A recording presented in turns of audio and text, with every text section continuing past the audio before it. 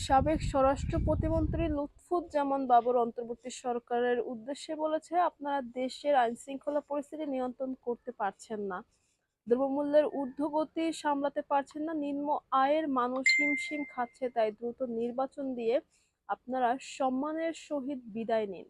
নির্বাচিত সরকার ক্ষমতায় না আসা পর্যন্ত দেশের স্থিতিশীলতা আসবে না। আজ মঙ্গলবার সন্ধ্যায় নেত্রকোনার মোহনগঞ্জ পৌর শহরের টেংরাপাড়া এলাকায় রেলস্টেশন সংলগ্ন মাঠে নিজের গণসংবর্ধনা অনুষ্ঠানে লুৎফুজ্জামান বাবর এই কথা বলেন।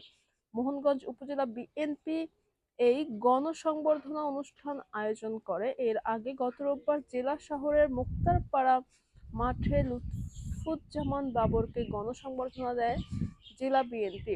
গতকাল সোমবার খালিয়াজারুতে উপজেলা বিএনপি তাকে গণসংবর্ধনা দেয়। মোহনগঞ্জ সংবর্ধনা অনুষ্ঠানে লুৎফুজ্জামান বাবর বলেন, ফ্যাসিস্ট শেখ হাসিনা সরকার মিথ্যা মামলায় আমাকে দীর্ঘ 17.5 বছর কারাগারে আটকে রেখেছিল। শুধু আমাকে কারাগারে রেখেছে তাই নয়, এই সময়ের মধ্যে পুরো দেশকেই কারাগারে পরিণত করেছিল। মানুষ এখন নিঃশ্বাস নিতে পারছে। আমাদের বিএনপির নেতা কর্মীদের যে কি পরিমাণ অত্যাচার, নির্যাতন, মিথ্যা গায়েবী মামলা দিয়ে হয়রানি করা হয়েছিল তা ভাষায় প্রকাশ করা যাবে না।